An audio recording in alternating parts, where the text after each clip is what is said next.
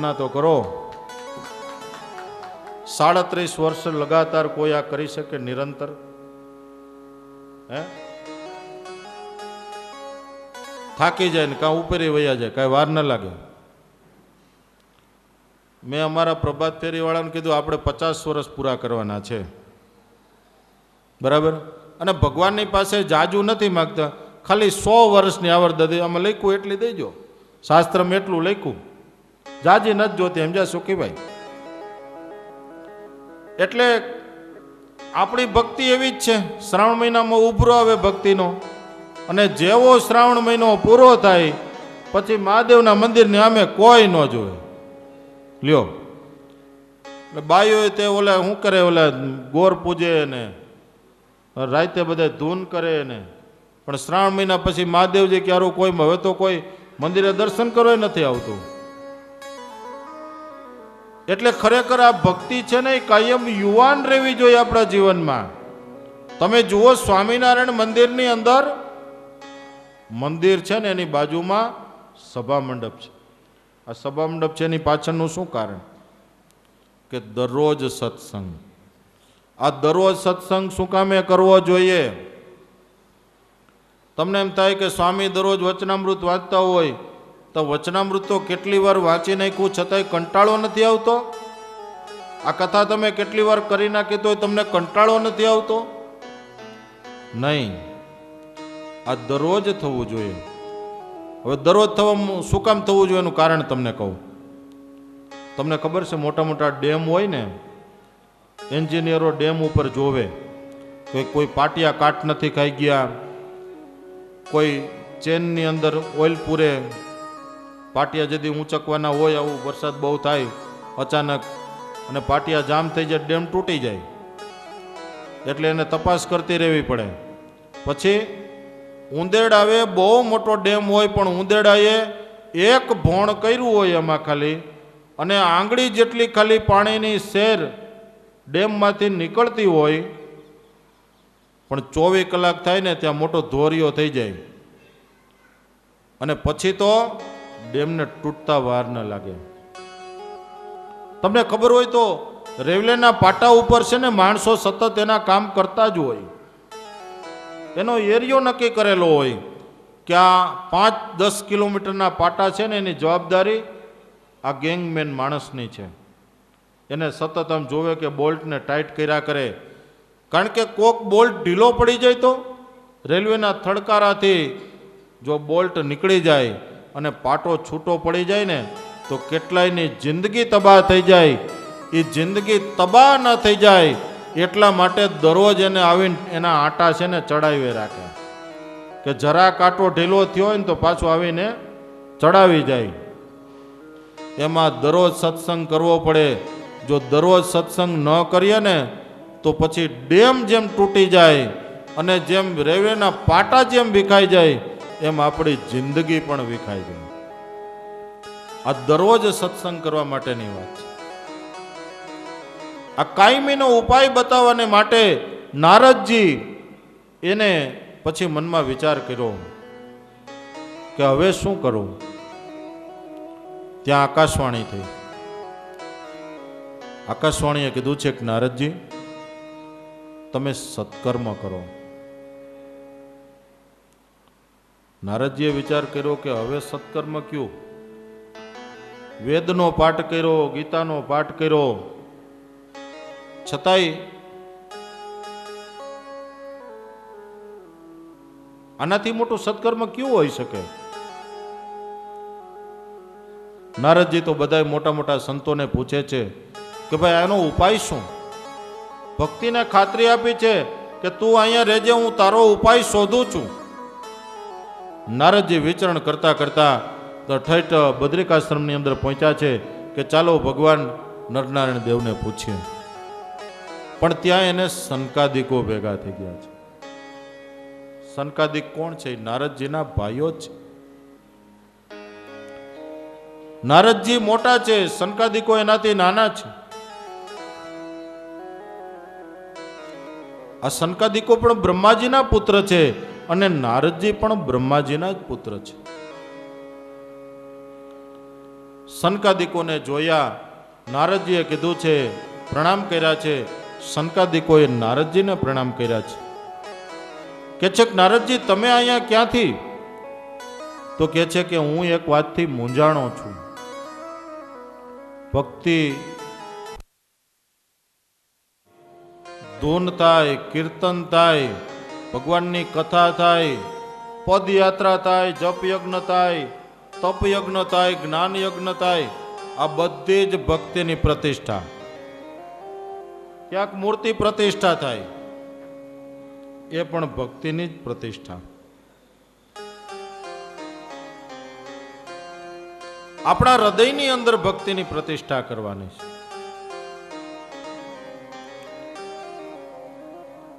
એટલા માટે હરિનામૃતની અંદર વિહારીલાલજી મહારાજે લખ્યું, જે સ્વામિનારાયણ નામ લેશે તેના બધા પાતક બાળી દેશે. પવિત્ર દેહે અપવિત્ર દેહે એ નામ નિત્ય સ્મરવું સને. બહુ સરસ છે આખું. ભગવાનનું નામ કેવું છે કે એના માટે કઈ નાવું એવું જરૂરી નથી કે નાહી ધોઈને શુદ્ધ હોય તો જ આપણે ભગવાનનું નામ લઈ શકીએ. આપણે કદાચ સૂતા હોય ને સૂતા જાગીએ તોય ભગવાનનું નામ લઈ શકીએ. શરીર પવિત્ર હોય તોય ભલે, અપવિત્ર હોય તોય પણ ભલે, ભગવાનનું નામ તો લઈ શકાય છે. એનું જે સતત સ્મરણ છે ને એ ભક્તિનું પ્રતિષ્ઠાપન છે. આપણા જીવનમાં ફેરફાર થયો છે કે આપણા જીવનમાં ભક્તિ ઉદય થઈ છે, એનું જો કોઈ આપણને ફળ દેખાતું હોય તો હાલતા ને ચાલતા જો આપણને ભગવાનનું સ્મરણ થાય તો માનવું કે આપણા જીવનમાં ભક્તિ ઉદય થઈ છે. અને ભગવાનની ભક્તિ એમ કઈ ઉદય થતી નથી હો.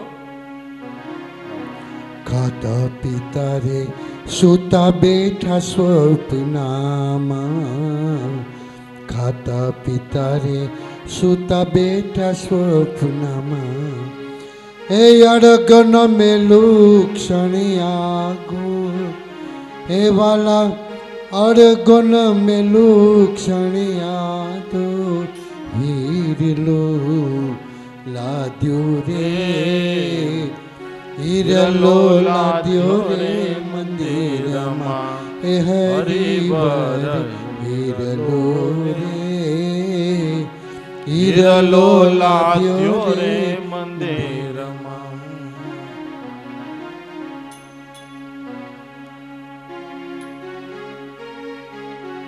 સૌથી મોટું સત્કર્મ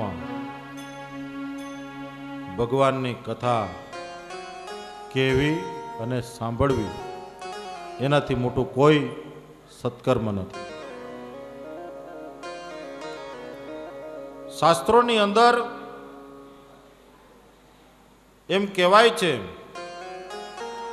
કે સૌથી મોટો કોઈ સત્કર્મ હોય તો એ ભગવાનની કથા કેવી અને ભગવાનની કથા સાંભળવી.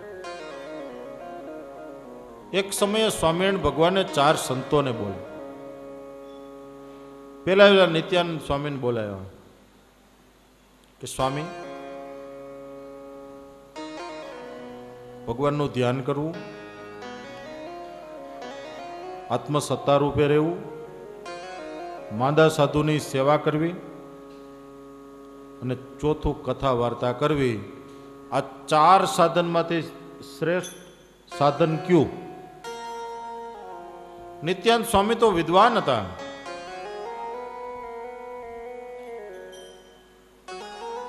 એને કીધું કે મહારાજ, આત્મસત્તા રૂપે રહેવું એ સાધન બહુ મોટું છે. મહારાજે બ્રહ્માનંદ સ્વામીને બોલાવ્યા. એને પણ એક સાધન કીધું. મહારાજે મુક્તાનંદ સ્વામીને બોલાવ્યા. મુક્તાનંદ સ્વામી કે મહારાજ, ભગવાનનું ધ્યાન કરવું એ સાધન બહુ મોટું લાગે છે, પણ શ્રીજી મહારાજે ધાર્યું તો એ સાધન કોઈ બોલ્યું નહીં. ત્યારે શ્રીજી મહારાજ કહે છે કે સંતો બેસો, કે ભગવાનનું ધ્યાન કરવું, આત્મસત્તા રૂપે રહેવું, માંદા સાધુની સેવા કરવી કે ભગવાનની કથા સાંભળવી, આ 4 સાધનમાં ભગવાનની કથા કેવી અને સાંભળવી એ સાધન સૌથી મોટું છે. એની પાછળનું કારણ કે એમાં બંનેનું કલ્યાણ રહેલું છે. તમે જોઈજો, જે ભગવાનની કથા કરતા હશે ને, કે ભગવાનની કથા સાંભળતા હશે, કોઈ દુઃખી નહીં હોય. આ એક ભક્તિનું પ્રતિષ્ઠાપન છે, આ એક પરમાત્માનું કાર્ય છે, અને આ એક મોટું સત્કર્મ છે. સનકાદિકોએ કીધું છે કે નારદજી, તમે બધું જાણો છો છતાં પણ તમને ખબર નથી. જો ઘણી વખત આ તો છે ને, આપણા છોકરું કાખમાં હોય ને આપણે ગામ આખામ ગોતીએ.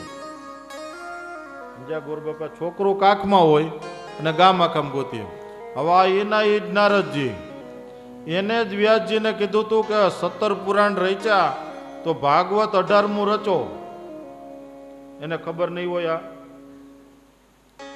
આ એના એ જ નારદજી કે જે 3 લોકની અંદર ફરતા હોય, બધાનું સમાધાન કરી દેતા હોય, એ નહીં જાણતા હોય.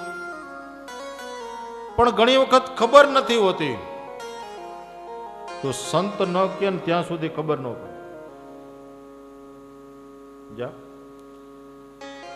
અને હું તો એમ કહું કે તમને કોઈ પણ પ્રકારની તકલીફ હોય ને, સાધુ પાસે દોડ્યા જજો, તમારું કામ થઈ જશે. જાઓ. હું તો કહું, ગમે એ તકલીફ હોય, ફાવે એ તકલીફ હોય ને,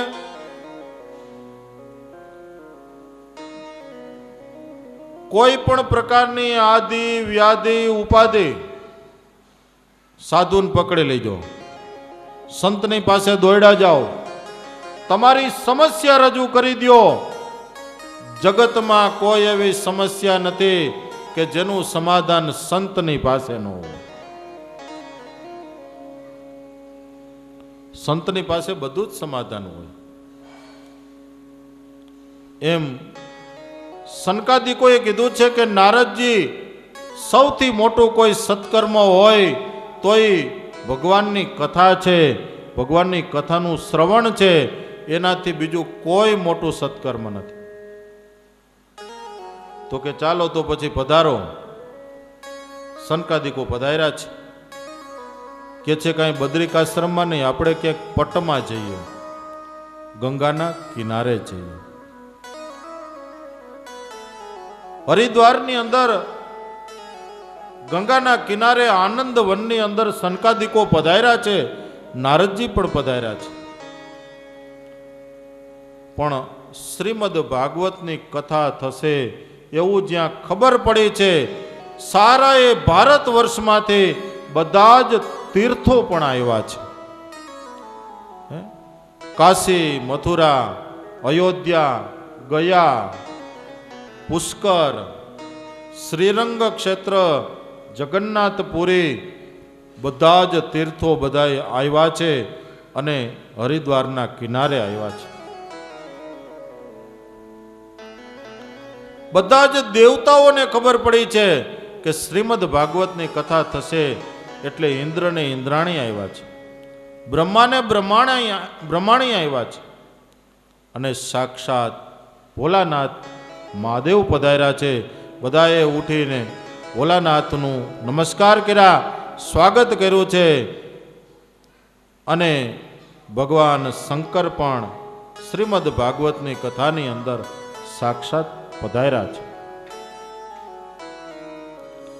બધા દેવતાઓ, બધા ઋષિઓએ તેમનું નમસ્કાર કરીને સ્વાગત કર્યું છે. કારણ કે ભગવાન શંકર અને ભવાની એને પણ ભાગવતની કથા કે ભગવાનના ગુણ ગાવાની, એટલી સાંભળવાની એટલી બધી તાલાવેલી છે કે તેઓ પણ ભગવાનના ગુણોને સાંભળે છે, ભગવાનની લીલાઓને સાંભળે છે. અને એ સમયે ભક્તિ માતા પણ પધાર્યા છે, પોતાના બે પુત્રો જ્ઞાન અને વૈરાગ્યને. સભાની અંદર ભક્તિ આગળ આવ્યા છે, બધા ઋષિઓ બેઠા છે, સનકાદિકો બેઠા છે. સનકાદિકોએ કીધું છે કે ભક્તિ અહીંયા આગળ આવી જાઓ. ભક્તિ આવીને બેઠા છે, પોતાના બે પુત્રો. પણ જ્યાં અહીંયા ભગવાનના ગુણોનું કીર્તન થાય છે ત્યાં તો જ્ઞાન અને વૈરાગ્ય એ પણ જાગૃત થયા. શ્રીમન નારાયણ નારાયણ નારાયણ, શ્રીમન નારાયણ નારાયણ નારાયણ, શ્રીમન નારાયણ નારાયણ નારાયણ, શ્રીમન નારાયણ નારાયણ નારાયણ, શ્રીમન નારાયણ નારાયણ નારાયણ, શ્રીમન નારાયણ નારાયણ નારાયણ, સૂર્ય નારાયણ નારાયણ નારાયણ, સૂર્ય નારાયણ નારાયણ નારાયણ, સૂર્ય નારાયણ નારાયણ નારાયણ, સૂર્ય નારાયણ નારાયણ નારાયણ, લક્ષ્મી નારાયણ નારાયણ નારાયણ, લક્ષ્મી નારાયણ નારાયણ નારાયણ, લક્ષ્મી નારાયણ નારાયણ નારાયણ, લક્ષ્મી નારાયણ નારાયણ, નાર નારાયણ નારાયણ નારાયણ, નર નારાયણ નારાયણ નારાયણ, નર નારાયણ નારાયણ નારાયણ, નર નારાયણ નારાયણ નારાયણ, સત્ય નારાયણ નારાયણ નારાયણ, સત્ય નારાયણ નારાયણ નારાયણ, સત્ય નારાયણ નારાયણ નારાયણ, સત્ય નારાયણ નારાયણ નારાયણ, સ્વામી નારાયણ નારાયણ નારાયણ, સ્વામી નારાયણ નારાયણ નારાયણ, સ્વામી નારાયણ નારાયણ નારાયણ, સ્વામી નારાયણ નારાયણ નારાયણ, યજ્ઞ નારાયણ નારાયણ નારાયણ, નારાયણ નારાયણ નારાયણ, યજ્ઞ નારાયણ નારાયણ નારાયણ, નારાયણ નારાયણ નારાયણ, સ્વામી નારાયણ નારાયણ નારાયણ, સ્વામી નારાયણ નારાયણ નારાયણ, સ્વામી નારાયણ નારાયણ નારાયણ, સ્વામી નારાયણ નારાયણ નારાયણ. ભગવાનના નામની ધૂન કીર્તન થતા જ્ઞાન અને વૈરાગ્ય પણ જાગૃત થયા છે. ભક્તિએ પ્રાર્થના કરી છે કે હું આ કથામાં ક્યાં બેસું, અને એ સમયે સનકાદિકોએ કીધું છે કે હે માં ભક્તિ, તું એક કામ કર, અમારા બધાના હૃદયમાં તું બેસી જા, તું અમારા હૃદયમાં જ બેસી જા, કે જે કોઈ ભગવાનની કથા સાંભળે ને એને હૃદયમાં તું જઈને બેસજે જા. અને એટલા માટે એમ કહેવાનું છે કે ભક્તિ કેટલી મહાન છે કે જેના બોલાવવાથી ભગવાન પોતે પધારે છે. તમે વિચાર કરો કે ત્વમ તુ ભક્તિ પ્રિયા તસ્ય સતતમ પ્રાણ તોધિકા ત્વયા ઉતસ્તુ ભગવાન યાતિ નીચ ગૃહેશ્વપી. કે હે ભક્તિ, તારા બોલાવવાથી તો ભગવાન છે ને એ નીચ માણસની ઘરે પણ જાય છે. આ દુનિયાની અંદર આપણે નક્કી કર્યું છે કે આપણી જ્ઞાતિ મોટી છે, બીજાની જ્ઞાતિ છોટી છે, બીજા આપણાથી નીચા છે, આપણે એનાથી ઊંચા છીએ. પણ જગતની અંદર જે ભગવાન ભજે ને એનાથી મોટો કોઈ નથી. એનું કારણ કે ભક્તિ છે ને એ કોઈ જો નીચ માણસ જો ભગવાનની ભક્તિ આદરે ને તો ભગવાન પણ એની ઘરે પધારે છે. એવી એટલો ભક્તિનો મહિમા છે. અને આ રીતે સનકાદિકોએ ભક્તિની પ્રતિષ્ઠા કરી છે. બસ સમજી લ્યો ને કે ત્યારથી આ ભક્તિની પ્રતિષ્ઠા થઈ ગઈ છે. હજારો વર્ષોથી ઋષિઓ, બ્રાહ્મણો, સંતો, પૂજારીઓ, ધર્મક્ષેત્રના દરેક વ્યક્તિઓ આજે ભક્તિની પ્રતિષ્ઠા કરી રહ્યા છે. ભગવાનની પ્રતિષ્ઠાનું સ્થાપન થઈ રહ્યું છે. અને જો એ પ્રતિષ્ઠાનું સ્થાપન ન થયું હોત તો આપણા તીર્થોની અંદર પણ ક્યાંય ધર્મ ન રહ્યો હોત. આ પૃથ્વી પર ક્યાંય ધર્મ ન રહ્યો હોત. પણ સનકાદિકોએ ભક્તિનું સ્થાપન કર્યું છે. અને એ રીતે ભગવાનની કથાની શરૂઆત થતા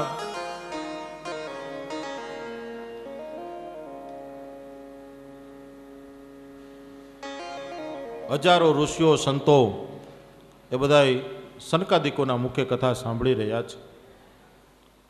આ રીતે શ્રીમદ ભાગવતની કથા એ કહેતા સૂત પુરાણી કહે છે કે હવે હું તને એક એવી કથા સંભળાવું.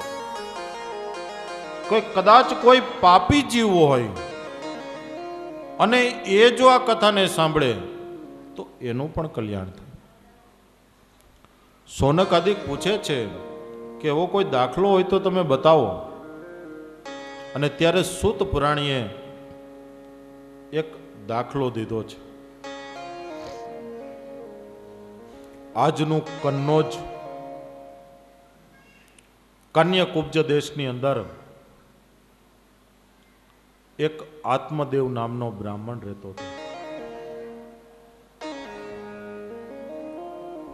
તુંગભદ્રા નદીના કિનારે આત્મદેવ બ્રાહ્મણ એટલો બધો વિદ્વાન હતો કે ઘરમાં બધું જ હતું, પણ એક શેર માટેની ખોટ હતી. આપણે ત્યાં સંસારમાં 7 સુખ કીધા છે. આરોગ્યતા ઉદ્યમ હોય સારો, સતી નારી સુત સેવનારો, કુટુંબમાં સંપ સુમિત્ર ગેહ, સંસારમાં છે સુખ 7 તે. પેલા તો એક આરોગ્યતા હોય તો સારું, પેલું સુખ તે જાતે ન રહ્યા. બીજું ઘરનો ધંધો હોવો જોઈએ કાયમીનો, તો એ બીજું સુખ છે. સતી સુનારી અનુકૂળ પત્ની હોય અને કયાગ્રા દીકરા હોય તો એ પણ એક સુખ છે. કુટુંબમાં સંપ હોય તો એ પણ એક સુખ છે. સારા મિત્ર હોય અને ઘરના ઘર હોય, એટલે કે ઘરના મકાન હોય. આ સંસારમાં 7 સુખ કીધા. તમે જોઈજો, ઘરના મકાન ન હોય ને તો 11 મહિને પછી મકાન બદલવા પડે, નવું મકાન ભાડે ગોતવું પડે, તો સામાન પાછો ફેરવવો પડે, કેટલી તકલીફ. એટલે સંસારના 7 સુખમાં આજે સંસારીને તો એટલું જ સુખ, સુત વિત નારી વિના દુઃખ. જો ઘરે સંતાન ન હોય તો માણસને એક વર્ષોથી પરિકલ્પના રહી છે કે તો મારું પછી મારી પેઢીનું શું થશે.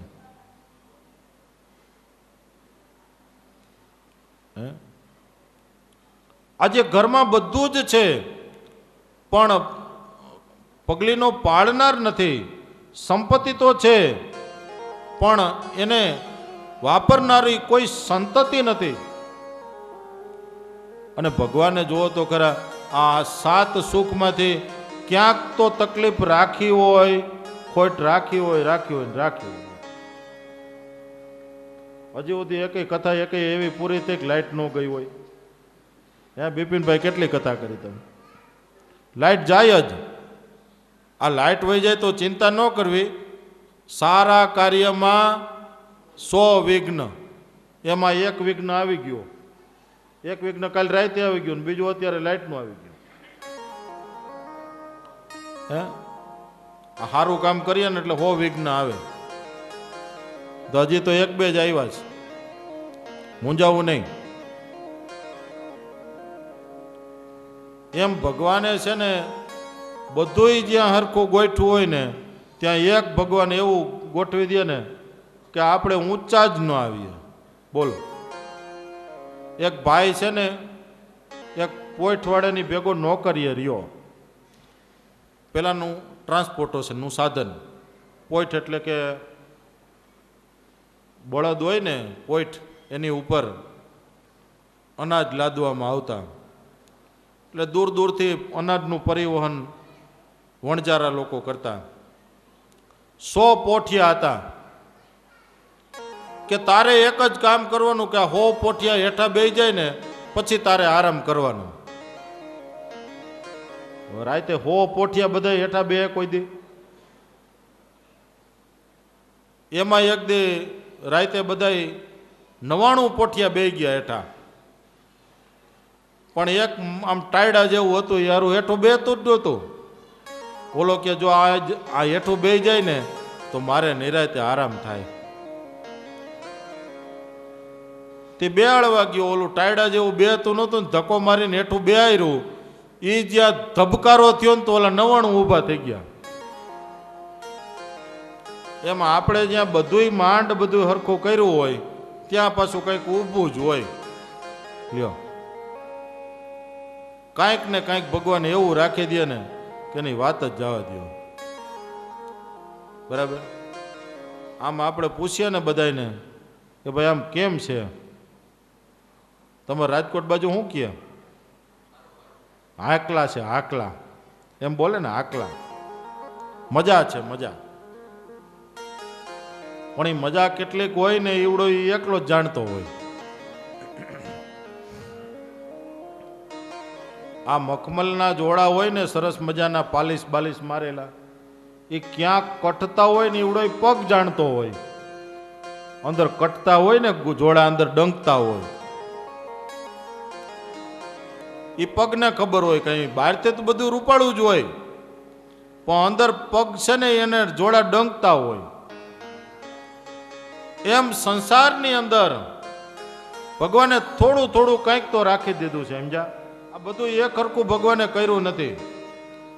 એટલા માટે હું એક દાખલો હંમેશા દઉં છું કે કલીની વાતને કથવી ક્યાં લગી, સરના એકાને જીતી જાય સાદી બગી. ઘરના જ ઘાતકે થયા ગગોન ગગી, બેનું થયું બિચાર્યું હાડિયું થઈ હગી. ભીતરના ચિત્તરને ક્યાં જઈને ભાખવા, દેહના દુઃખને ક્યાં જઈને દાખવા. નથી મંદિર રામને ક્યાં જઈને રાખવા, કયો ને હવે ઉતારા ક્યાં જઈને રાખવા. રામ મંદિર નહોતું બંધાતું ને ત્યાં દુઓ બોલતો હું કે આ રામને ક્યાં જઈને રાખવા. હવે હે આ દુનિયાની અંદર આપણે તો મોટા મોટા મહેલ બનાવી નાખ્યા પણ આપણો ભગવાન રામ એ તાલપત્રીમાં રહેતો હતો. હવે એનું ભવ્ય મંદિર બંધાણું. એમ કલીની વાતને કથવી ક્યાં લગી, સરના એકાને જીતી જાય સાદી બગી. હમણાં જ સિઝન ગઈ આપણે. એમાં એક ગંજી પત્તામાં રમત આવે કે બગી હોય ને એ એકાંત જીતી જાય. હવે આપણને તો હવે કંઈ ખબર નથી, ભૂલાઈ ગયું બધું.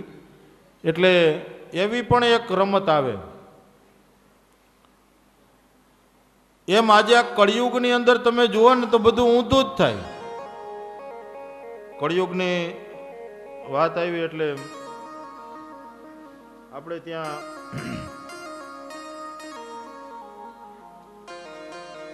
એક બે ચોપાઈ ઠપકારીએ, બરાબર.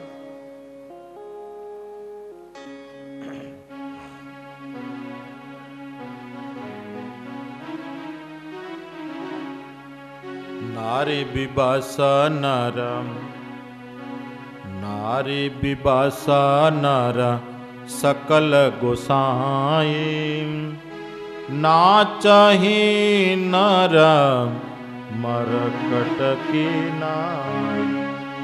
શ્રી રામ જય રામ જય જય રામ, શ્રી રામ જય રામ જય જય રામ. મંદિર સુંદર પતિ ત્યાગે, ભજહી નારી પર પુરુષય ભાગે. શ્રી રામ જય રામ જય જય રામ, શ્રી રામ જય રામ જય જય રામ. નારી બિબાસા નર સકલ ગોસાઈ, નાચહી નર મર કટકે નાઈ. શ્રી રામ જય રામ જય જય રામ, શ્રી રામ જય રામ જય જય રામ. સૌભાગ્યની વિભૂષણહીના અને વિધવા નારી શણગાર કરશે. જે સૌભાગ્યની હશે ને એ આભૂષણ નહીં પહેરે, અને જે વિધવા છે એ શણગાર કરશે. આ કળિયુગ. અને કળિયુગને ખરેખર નારી બિબસ નર સકલ ગોસાઈ, આખી દુનિયા છે ને એ એમના સ્ત્રીને આધીન થઈ જશે. હું કોઈ બેનો ખોટું ન લગાડતા, પણ આ એવું છે જ અત્યારે. સમજ્યા? એક રાજા હતા ને, એને જાહેર કર્યું કે ઘરમાં કોનું હાલે. એટલે કે છે એના પ્રધાનને કે આપણે તપાસ કરવી છે. એ કે જેને પુરુષનું જો ઘરમાં હાલતું હોય ને તો એને ગાય લઈ જાવી, અને જો એના ઘરવાળાનું હાલતું હોય તો એને બકરી લઈ જાવી. હાલો બધાને આપણા માણસોને બોલાવો. બધા માણસો આવ્યા અને બધા બકરી જ લઈ ગયા. ગાય કોઈ લઈ જ ન ગયું. એમ જા. પછી તો પ્રધાનજીનો વારો આવ્યો. એ કે ગાય આપો મને. એ ગાય લઈ ગયા. રાજાને કીધું તમે? તો કે હું ગાય લઈ જઈશ. એ ગાય લઈ ગયા. બે જણા ગાય લઈને નીકળ્યા. પાછા આવ્યા બે જણા. રાજા પ્રધાનને પૂછે કે તમે કેમ આવ્યા? તો કે એ તો મારું અલગ કારણ. તમે કેમ આવ્યા એ કયો પહેલા. એટલે મહારાજા કહે કે બીજું તો કોઈ કારણ નહોતું, પણ મારા ઘરનાએ કીધું કે આ ગીર ગાય નહીં, વઢિયારી ગાય લાવવાની છે. તો કે હવે તમે એક કામ કરો, તમે બકરી લઈ જાઓ ને હું બકરી લઈ જાઉં. કોઈએ ગાય લઈ જવાની તાતી જ નથી આમાં. સમજ્યા? એટલે એક ભાઈ છે એના મિત્રની ઘરે ગયા. ત્યાં બે જણા પાઇટે બેઠા બેઠા વાતો કરે. એ કે મારા ઘરનાને કહું ને કે પાણી હાજર કરતો તરત હાજર કરી દે. એટલે ઓલા ભાઈ કે એ બધું કઈ હાજર કરે? એ તો કે કાંઈ નહીં, વાસણ ઉટકતો હોઉં તઈ જા. હવે દાખલો આવ્યો છે તો એક ઠપકારી દો. એમ જા. કરી દઉં. એક વેવાઈ છે ને, એના ગામડેથી શહેરમાં આવ્યા. શહેરમાં બધું એના પરણાવેલા એના દીકરીને. હવે અહીંયા તો વેવાઈ વેવણ બે જ હતા શહેરમાં, અને ઘરે ગામડેથી એના વેવાઈ દીકરાને અને ઘરના બધે ફરવા ગયેલા. હવે અહીંયા સાંજનો ટાઈમ અને બધી રસોઈ તો બની ગયેલી, કઢીને ખીચડીને, સાંજે તો બધું એવું હોય સાદું. બે જણા જ ઘરમાં હતા એટલે બે જણાને રસોઈ તૈયાર કરેલી. એમાં વેવાઈ આવ્યા એટલે કે આવો આવો વેવાઈ કે. પછી બેઠા ને ચા પાણી પીધા ને પછી જવાનો ટાઈમ થયો તો કે હવે જમતા જ જાઓ ને, ટાઈમ થઈ ગયો છે તે. વેવાઈ બે જમવા બેઠા. પેલા બેન છે પીરસવા આવ્યા, કઢીને ખીચડીને બધું દીધું, રોટલા ને. હવે બે જણાનું બનાવ્યું હતું તો આ બે જણા જમવા બેઠા, લગભગ બધું પીરસાઈ ગયું. મહેમાનને પૂછ્યું કે તમારે કંઈ જોઈ તો કે ના મારે કંઈ જોતું નથી. પછી ગરદણી કહે કે એક કામ કરો ને, કઢી આપો ને. તેના ઘરના છે કઢી લઈ આવ્યા, આપી. ઘડીક વાર થઈ તો કે પાછું કે કઢી લાવો. એટલે એના ઘરને વિચાર કર્યો કે બે જણાની કઢી બનાવી અને એ તો પીરસી દીધી ને બે વખત આને લીધી, તો હવે કઢી હોય ક્યાંથી. પછી એને વિચાર કર્યો કે કાંઈ વાંધો નહીં, બેનો છે ને એ હોશિયાર બહુ હોય, એ બહુ આમ સમયને પારખીને આમ બધું એની વ્યવસ્થા કરી દે. એટલે થોડીક અમથી છાશ નાખી પેલા દોણામાં. જૂના વખતમાં પેલા ઠીકરાના હાંડલામાં કઢી કરતા, તે ઠીકરાના હાંડલામાં થોડીક છાશ નાખી અને પછી આમ ડોયો અંદર હલાવી હારી પેટનો, અને ઓલી તર બર ને બધું ચોઈટું હોય ને જાડું જાડું, એ બધું ઉખેડીને એક વાટકી કઢી તૈયાર કરી અને એ એક વાટકી એના ધણીને દીધી. 3-4 વખત કઢી ખાધા પછી આ પાતળી કઢી આવી, તોય પાછી ઓલાને ખબર ન પડી કે આનો ગેજ ઘટી ગયો. નહીતર આ ગેજ ઘટી જાય તો ખબર તો પડી જવી જોઈએ ને કે આમાં કંઈક ભેળસેળ થઈ ગઈ થોડી. તોય પાછો કે હજી કઢી લઈ આવો. અને ઓલા બાઈનો મગજ ગયો કે હજી કઢી કેટલીક. તો ઓલો પાટિયો કઢીનો હતો ને આવીને પસાડ્યો ત્યાં, ખા કઢી કે. ખબર નથી પડતી કે બે જણા આટું કરી હતી ને કઢી લાવો કહ્યું. વાતાવરણ આમ એકદમ ભારે થઈ ગયું. બે વેવાય સાના માના ખાઈ લીધું. ખાઈ પીને પછી ખાઈટે બેઠા, મુખવાસ લીધો. ત્યાં પેલા બેન છે આવીને ઠીકરા બીકરાને બધું વીણી ગયા, વાસણ લઈ ગયા, પોતું મારી દીધું. હવે કોઈ કાંઈ બોલે નહીં. તો ઓલા મહેમાન વેવાય હતા ને એ કે હોય ભાઈ હોય, આવું જ બધું હાયલા કરે કે.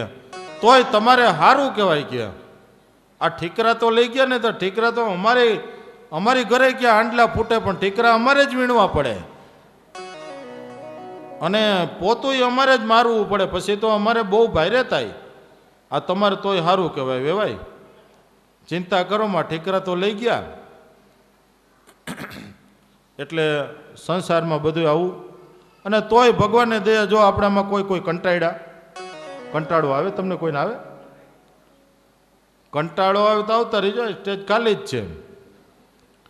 પણ કંટાળો કોઈને આવતો નથી. લ્યો એ બધા શું કે પાછા સમાધાની હાથે ને હાથે જ ગોઠવી લે. એ કે આવું જ બધું આયલા કરે કે વાસણ હોય તો કે ખૈખડા કરે. સમજ્યા? વાસણ હોય તો ખૈખડા કરે. એટલે ખરેખર કલિકાલ. પણ આ કલિકાલનું એક જ શ્રેષ્ઠતા શું? ભગવાનનું કીર્તન. આ કળિયુગની અંદર ભગવાનનું કીર્તન કરવું એનાથી બીજું કોઈ શ્રેષ્ઠ નથી. જ્યારે પરીક્ષિત રાજા કળિયુગને મારવાને માટે તૈયાર થયા ત્યારે કળિયુગે એમ કીધું કે મને મારશો નહીં. કેમ? કે મારા યુગની અંદર કોઈ કોઈ તપ નહીં કરે, જપ નહીં કરે, વ્રત નહીં કરે, પણ જો ખાલી કીર્તન એટલે કે ભગવાનનું નામ સ્મરણ કરશે ને તોય એનું કલ્યાણ થશે. સત્યાદિ બૌદ્ધ વૈરાગ્યોર મુક્તિ સાધકો કલૌતુ કેવલા ભક્તિ બ્રહ્મ સાયુજ્ય કારણે. આ કળિયુગની અંદર એક ભગવાનની ભક્તિ જ ભગવાનની સાથે ભેટો કરાવી દે છે. એટલે કળિયુગની એટલી પણ આ શ્રેષ્ઠતા છે. આ આત્મદેવ બ્રાહ્મણ એને બધું જ છે ઘરની અંદર, પણ દીકરો નથી. દીકરો મેળવવાને માટે એક દિવસ ઘરમાંથી બહાર નીકળો. કે છે કે કોઈ જગ્યાએ જાઉં, કોઈ સંતને આશીર્વાદ લઉં, જો મને દીકરો આપે. બધે ભટકતો ભટકતો એક સરોવરને કાંઠે આવ્યો છે. મનમાં વિચાર થયો છે કે આત્મહત્યા કરીને મરી જાઉં, હવે દીકરા વિનાનું જીવવું કેમ? આંખોમાં આંસુ આવ્યા છે. આત્મદેવ રડવા લાગ્યો છે. એક વિદ્વાન બ્રાહ્મણ છે, પણ પુત્રના અપેક્ષાની અંદર રડી રહ્યો છે. દિગ્જીવિતમ પ્રજાહીનમ દિગ્ધનમ પ્રજામ વિના દિગ્ગૃહમ પ્રજામ વિના. મારા ધનને ધિકાર છે, મારા ઘરને ધિકાર છે કે મારી ઘરે દીકરો નથી. હું વાંજ્યો છું. એક સંત આવ્યા છે.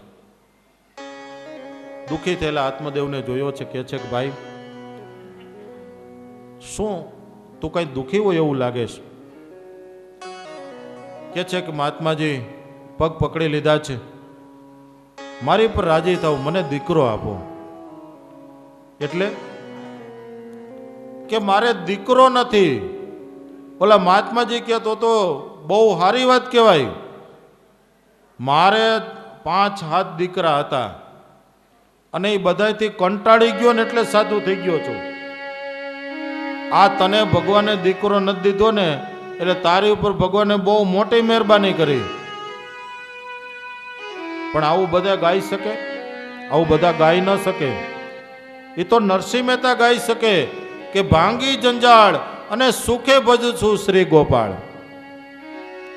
ખરેખર તો ભગવાનની જેની માથે પૂરેપૂરી કૃપા થાય ને એને દીકરો ન આપે. કારણ કે એને શાંતિથી ભગવાનને ભજન ભક્તિ કરી શકે. પણ આપણે તો એટલી બધી ઉપાધિ ને સંસારની મમત્વતા એ આપણને એવી પકડીને બાંધી છે. અને ભગવાને ચક્ર કેવું ગોઠવું કે આપણને આપણા દીકરામાં યદ થાય, પાછા એને દીકરા થાય તો એને એના દીકરામાં યદ થાય. આ ભગવાને ગોઠવી જ દીધું. ઘડિયાળની કળ ચડાવી દીધી ને ચાવી ભરી દીધી, ઓટોમેટિક બધું હાયલા જ કરે, હાયલા જ કરે. પેલા સંત કહે છે કે ભાઈ આમાં કાંઈ માલ નથી, તું રહેવા દે અને શાંતિથી ભગવાનનું ભજન કર. આ તારી સંપત્તિ છે, સત્કાર્યમાં વાપર. તો કે છે કે નહીં, દીકરો આપો તો જા, નહીતર ના. કે છે કે મહાત્માજી, જો દીકરો નહીં આપો, મને આશીર્વાદ નહીં આપો તો પાણીમાં ડૂબીને મરી જઈશ. પેલા સંતને દયા આવી, આમ પોતાની જોડીમાં હાથ નાખ્યો, એક ફળ નીકળ્યું. હવે શેનું ફળ હોય તો એ તો ભગવાન જાણેમાં. ક્યાંય ભાગવતમાં નામ નથી લખ્યું કે સફરજન હતું, દાડમ હતું કે જામફળ હતું.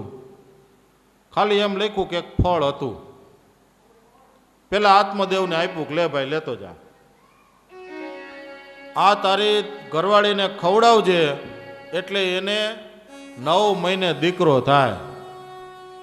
લ્યો, અત્યારે ઘણા આશીર્વાદ લેવા આવે. ઘણા કે સ્વામી દયા કરો, કાંઈક દયા કરો. અને તમે જોઈજો, જેટલા દુઃખી હોય ને અમને જ ગોતતા હોય દુનિયામાં. સુખ આવે તો સ્વામી પાસે, પછી દુઃખ આવે બરાબર. સુખ આવે તો અહીંયા સોની પાસે જાય અત્યારે સોનાનું નામ લીધા જેવું નથી. બે જણા હોટલીએ વાતો કરતા હતા. એ કે પેટ્રોલના ભાવ તો જો વધી ગયા. તો બીજો કે પ્લેનના ભાડાના એટલા બધા, તારે રિક્ષામાં જવું એ તો કઈ રે, તારે ક્યાં પ્લેનમાં જવું? માણાની વાત જવા દો એમ જા. એમાં ગોર બાપા કે સુખ આવે ને તઈ હોની ગોતે, દુઃખ આવે તો સ્વામી ગોતે. આપણા ગુરુ હતા ને તે દરરોજ આવા સુખે દુઃખે દરરોજ આવી જ રાખતા. શાસ્ત્રી પાછું વકીલાતનું કામ કરતા. માણા કોઈ આવે ને દુઃખી હોય સ્વામી પાસે લઈ જાય. એમાં એક સાપુરના બાપા આવ્યા. શાસ્ત્રી સ્વામીને કે ગુરુને પાસે કયો ને આશીર્વાદ દે. હું કે કાનમાં બેરાસ આવી ગઈ ને. શાસ્ત્રી સ્વામી કે એ તો બહુ સારું કહેવાય કે બેરા થઈ ગયા. એ સાંભળવું માંડ્યું ને. નહીં કે સ્વામી પાસે લઈ જાવ કે મને. સ્વામી પાસે લઈ ગયા. સ્વામી કે આ બાપાને આશીર્વાદ આપો, કાને બેરા થઈ ગયા. તે સ્વામીને તો ઓછું સંભળાતું. સ્વામી કે સારું સારું, બહુ સારું, લ્યો. એને એમ કે કંઈક બીજું કીધું. સ્વામી કે સારું સારું. પછી કે એમ નહીં કે એને કાને ઓછું સંભળાય છે તો આશીર્વાદ આપો. સ્વામી કે હવે તારે ભાઈ સાંભળીને શું કામ છે હવે. અને ભગવાન કરે બધું બરોબર જ કરતા હોય કે હવે તું સાંભળવાનું રહેવા દે, જરૂર હોય એટલું જ સાંભળ. પણ આપણે ભાઈ મૂકીએ નહીં. હો, દાંત વહી ગયા તો ચોકઠા કરાવ્યા. અને સાંભળવાનું બંધ થયું તો આપણે ઇયરફોન નાખ્યા. અને આ કાળા વાળ મટીને ધોળા વાળ થયા તો આપણે ડાય મારી. પણ આપણે બસ ગઈઢું થવું જ નથી, નક્કી જ કરી લીધું. બરાબર, ચોકઠા કરાવી નહીં પણ આપણે બધું ખાવું. નહીતર ભગવાન શું કહે કે હવે મોટી ઉંમર થાય ને તું પોચું ખાય એમ. અત્યારના સંસાધનો છે, ખરેખર અત્યારનો કાળ છે ને, આવો કાળ કોઈ વખતમાં નહોતો. એટલો શ્રેષ્ઠ કાળ છે. ખરેખર તમે સંશોધન કરો ને તો ખબર પડે કે શિવાજી મહારાજે પાઉંભાજી નહોતી ખાધી, તમે અત્યારે ખાઈ આગો એમ છો. એક દી રાખવી ને આપણે, રાખ દઈએ એક દી. તો અત્યારે મોટામાં પાણી ન લઈ આવતા પાછા, ગોઠવી દેવું એક દી એમ જા. આપણે મજા જ કરવાની હાથ દેવું. અને એમાંય સૌથી વધારે મજા કોને થઈ ગઈ ખબર છે? આ બહેનોને. આ હાથ દી રસોઈ તો રાંધવી મટી લ્યો. અને એ બધી તકલીફ કેવી છે ને એ તમને ખબર ન હોય. અમને પાછો એ અનુભવ કરો. પાછો અમારા રસોઈયા મહારાજ બહાર ગયા હોય ને ઘરે, તઈ હવે બિચારો એને ઘર ગ્રસ્તી એટલે જાય તો ખરો ને. વર્ષમાં 2-3 વાર જાય, મહિને દે પાછો આવે. પણ મહારાજ આવે ને એટલે રાજી હું વધારે થાઉં, કારણ કે રસોઈ મહારાજ બનાવવાની આવે. હું મહારાજને ફોન કરીને કે મહારાજ તું આવી જા ને હવે. એ કહે કે હું ગુરુ કાલે બેસીશ. હા તો કાંઈ વાંધો નહીં, કાલે બેસજે ભાઈ. તો બીજે દિવસે ફોન કહું મહારાજ તું ક્યાં પહોંચ્યો? મહારાજને આવવાની સૌથી વધારે રાહ હું જ જોતો હોઉં, કારણ કે મહિનાદીમાં તો હું પછી થાકી ગયો. અને આ બધું હેલું નથી જા. ખરેખર તમે એટલા બધા પાણીયારા હો ને તો 7 દીનું મેનુ બનાવી દો. હાલો કે આજ આનું શાક કરવું, કાલે બીજું કયું શાક કરવું, પ્રમદી ત્રીજું કયું શાક કરવું. અમારા અહીં મંદિરની અંદર છે ને 3 દી એકનું એક શાક નથી થતું. ત્રીજે દિવસે શાક આવે. વિચાર કરો તમે, આ બહુ કઠણ છે બધું. એટલે ક્યારેક તો તમે મહિમા સમજજો. આ મહિમા એનો કઈ ઓછો નથી. આ ભાઈ આ સંસારના 2 પૈડા છે અને ત્યાં સંસાર હાલે છે. એટલે આપણને ક્યારેક એમ લાગે ને કે ઘરમાં કાંઈ કામનું આ લોકો નવરાજ હોય તો એક દી આપણે ઘરનું કામ સંભાળવું. જો કે આમ તો કોરોનાની અંદર આપણને બધી ખબર પડી જ ગઈ કે કેટલું કામ હોય ઘરમાં. અને ઘણાય તો રસોઈ શીખી હોત ગયા. એટલે મેં કીધું ભાઈ તમે રસોઈ કે ઘરમાં મદદ કરાવો ને તો એ તમારો લગ્ન સિદ્ધ અધિકાર છે, તમારે મદદ કરાવવી જ જોઈએ. અને અમેરિકાની અંદર તો સિસ્ટમ છે કે ન્યા દરેક પુરુષ છે ને વાસણ ન્યા પુરુષ જ ઉટકે છે. લ્યો, કારણ કે બે જણા નોકરી કરતા હોય તો બેન આવીને રસોઈ બનાવે, એ બિચારો ઊભો ઊભા થાકી ગયા હોય નોકરી કરીને, પછી એ રસોઈ બનાવે ને જણ છે એ વાસણ ઉટકે, બીજું શું કરે. એટલે ખરેખર આપણે ક્યાં પહોંચ્યા હતા? સંતની પાસેથી ફળ પામ્યા. આત્મદેવ ઘરે આવ્યા. ઘરે આવીને એના ઘરનાને કીધું કે લ્યો શું છે? તો કે આ ફળ છે. આ ફળ તું ખાઈશ ને એટલે તને ગર્ભ રહેશે અને આપણી ઘરે પુત્ર થશે. પેલી સ્ત્રીને મનમાં એમ થયું કે મને ગર્ભ રહેશે એટલે બહુ ખવાશે નહીં, થોડું થોડું ખવાશે. ફલભક્ષણ ગર્ભસ્યાદ ગર્ભેણોદર વૃદ્ધિતા સ્વલ્પભક્ષમ તતો શક્તિર ગૃહ કાર્યમ કથમ ભવેત. થોડું થોડું ખાઈશ તો મને અશક્તિ આવી જાય, અને અશક્તિ આવી જાય તો ઘરનું કામ કેમ થાય? લ્યો, અભાગણીને એ નથી મનમાં થાતું કે મારી ઘરે દીકરો જન્મે. એને એ ચિંતા થઈ કે ફલ ભક્ષણ ગર્ભસ્યાદ ગર્ભેણ ઉદર વૃદ્ધિતા, એટલે કે ગર્ભથી ઉદરની વૃદ્ધિ એટલે કે પેટની વૃદ્ધિ થશે.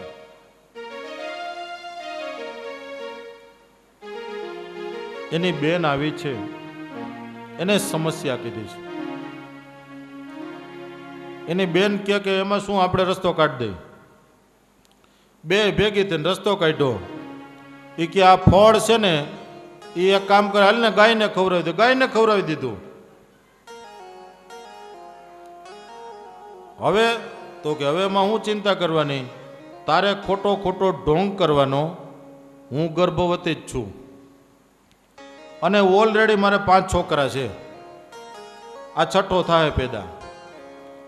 આ છોકરો હું તને આપી દઈશ, તારે જાહેર કરી દેવાનું મારે દીકરો થયો, દીકરો થયો. અને મારા થોડાક રૂપિયા આપી દેજે એટલે એ કાંઈ બોલશે નહીં. બે રસ્તો કાઢી લીધો. ભગવાનની દયા તો જુઓ કે પેલી જે ગાયને ફળ ખવડાવ્યું હતું ને એને ગર્ભ રહ્યો છે. આત્મદેવની પત્ની, એનું નામ ધુંધુલી છે. સમય જતા એને જાહેર કર્યું છે કે મારી ઘરે દીકરો થયો છે, દીકરો થયો છે. આત્મદેવ બિચારો ભોળો છે, બારગામ ગેલો આવ્યો, એ નાચવા લાગ્યો છે, વાહ વાહ મારી ઘરે દીકરાનો જન્મ થયો છે. અને ભગવાનને કરવું ને તે ગાયને ગર્ભ ભરેલો તે એની ઘરે એની કુખે પણ દીકરાનો જન્મ થયો છે. આત્મદેવ આનંદ આનંદ થયો છે કે મારી ઘરે બે દીકરાનો જન્મ. પેલા તો મારી ઘરે હું કોઈ વૃક્ષ વાવું તો એને પણ ફળ નહોતું આવતું, કોઈ ગાયને લઈ આવું તો ગાય પણ વરોડ નીકળતી હતી, એને પણ બાળક બચ્ચું નહોતું થતું. અને આજે ભગવાનની દયા થઈ તો મારી ઘરે દીકરાનો જન્મ થયો અને ગાયની કુખે પણ દીકરાનો જન્મ થયો. ધુંધુલીના દીકરાનું નામ ધુંધુકારી રાખ્યું છે અને ગાયની કુખેથી જન્મેલા દીકરાનું નામ ગોકર્ણ રાખ્યું છે.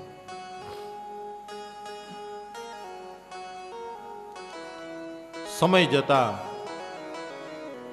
ધુંધુકારી મોટો થયો છે. ગોકર્ણ છે એ વેદ ભણ્યા છે, ધુંધુકારી ભણતો નથી. આત્મદેવ બંનેને ભણાવે છે પણ ધુંધુકારીના લક્ષણ બહુ સારા નથી, દુરાચારી થયો છે. અનેક જાતના કુકર્મ કરવા લાગ્યો છે. બ્રાહ્મણની ઘરે જન્મો હોવા છતાંય પણ અધમ પોતાના કર્મોથી ઘરની અંદર પણ ત્રાસ મચાવી દીધો છે. દારૂનું પાન કરવા લાગ્યો છે, ચોરી કરવા લાગ્યો છે, ઘરમાંથી બધું લૂંટી લીધું છે, વાસણો વેચી નાખ્યા છે, સંપત્તિ બધી નાશ કરી નાખી. પુત્રના ત્રાસથી આત્મદેવ દુખી દુખી થઈ ગયા છે. સંતના શબ્દ યાદ આવ્યા. ખરેખર ભગવાનને પ્રાર્થના કરીએ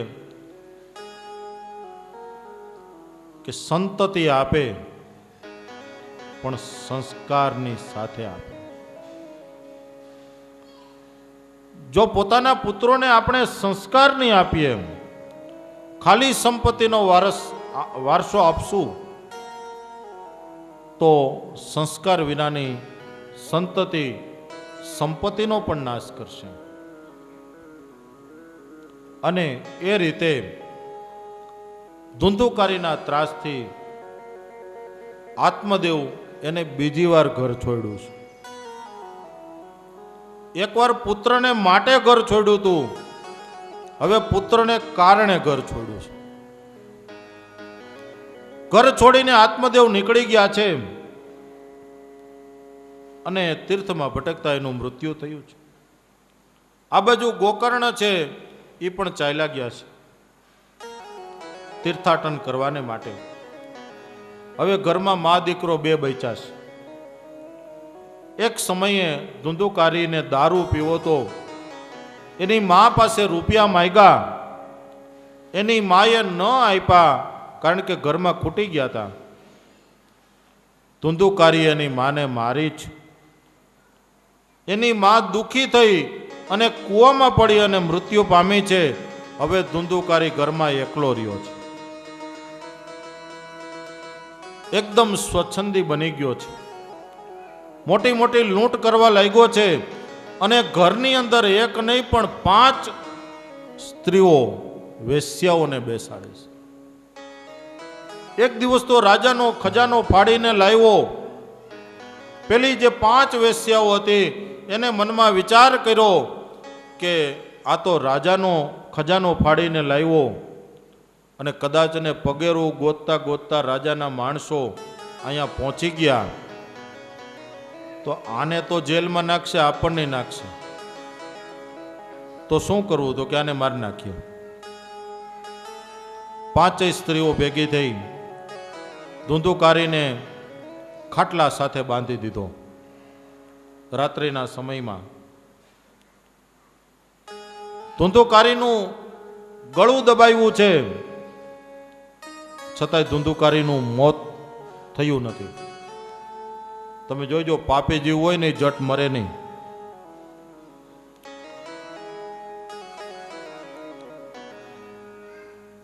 બધી સ્ત્રીઓએ વિચાર કર્યો છે કે આનું મોત કેમ થતું નથી. દોરડું લઈ અને ગળું દબાવ્યું છે તોય ધુંધુકારીનો જીવ જાતો નથી. પછી ચૂલામાંથી કોલસા લાવી અને ધુંધુકારીના મોઢાની અંદર કોલસા ભર્યા છે. ત્યારે ખૂબ પીડા પામી અને ધુંધુકારી પીડા પામીને મૃત્યુ પામ્યો છે. પેલી સ્ત્રીઓએ વિચાર કર્યો કે આનું હવે શું કરવું, આને ઠેકાણે તો પાડવો જોઈએ ને. બીજે ક્યાં લઈ જાઓ? ઘરમાં જ ખાડો ગાયરો. 5 ભેગી થઈને ઘરમાં ખાડો ગાયરો, ધુંધુકારીને ઘરમાં જ દાટી દીધો. માથે પાછું બધું હરખું કરી ગાયર માટી કરી નાખ્યા અને 5 સ્ત્રીઓ પોતાના હાથમાં જે બધું રાજાનો ખજાનો હતો એ લઈ અને ત્યાંથી ઘર છોડીને ભાગી ગઈ. આસપાસના માણસોને ખબર પડી છે કે ધુંધુકારી દેખાતો નથી, ક્યાં ગયો હશે. ઘર છોડીને બધા ચાલ્યા ગયા, ઘર ઉજ્જડ બન્યું છે. પણ કદાચ ને લોકોને ખબર પડી કે ધુંધુકારીનું મોત થયું છે, પણ કોઈ કંઈ કરતા નથી. આવું કોણ કરે? જમીનમાંથી આડપિંજર કાઢીને એનો અગ્નિ સંસ્કાર કોણ કરે? ગોકર્ણને ખબર પડી તીર્થની અંદર વિચરણ કરતા કરતા કે મારા ભાઈનું મૃત્યુ થયું, એટલે એને ગયાજીની અંદર શ્રાદ્ધ કર્યું. એને નિમિત્તે ફરતા ફરતા ગોકર્ણજી ઘરે આવ્યા છે. જોયું તો ઘર ઉજ્જડ છે, ઘરમાં સાફ સફાઈ કરીને રાત્રે સૂતા છે. પણ જ્યાં અડધી રાત્રિ થઈ છે ત્યાં એક પ્રેત આવ્યો છે. એને અનેક જાતના રૂપ લીધા છે, અવાજો કર્યા છે, બિહામણા દ્રશ્ય એને દેખાડ્યા છે.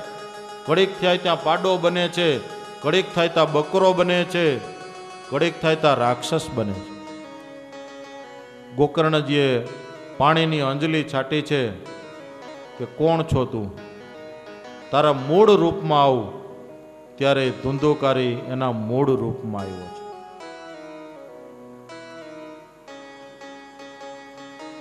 કે છે કે અરે ભાઈ તું પ્રેત થયો, બોલ તારી આ દશા કેમ થઈ? પણ ધુંધુકારીએ ના પાડી છે. વાણી નથી, બોલવાની વાચા નથી. અને દુનિયામાં જે ખોટું બોલે ને એની વાચા ભગવાન લઈ લે, કારણ કે વાણી સરસ્વતી છે. ગોકર્ણજીએ પોતાના હાથમાં પાણીની અંજલિ લઈ અને છાટી છે કે ભગવાન આને વાચા આપે. ત્યારે ધુંધુકારી બોલ્યો છે કે હું ખૂબ પાપ કરવાથી, મારું કમોત થવાથી, અકાળે મારું મૃત્યુ થવાથી હું પ્રેત અવસ્થાને પામ્યો છું, હું ભૂત થયો છું. ગોકર્ણજી કહે છે કે પણ તારી મૃત્યુની મને ખબર પડતા મેં ગયાજીની અંદર શ્રાદ્ધ કર્યું હતું. ધુંધુકારી બોલ્યો છે કે ગયા શ્રાદ્ધ સતે નાપી મુક્તિર મેન ભવિષ્યતિ ઉપાયમ અપરમ કિંચિત તમ વિચારય સાંપ્રતમ. કે ગયાજીની અંદર મારું એક નહીં 100 શ્રાદ્ધ કરશો તોય પણ મારી મુક્તિ નહીં થાય.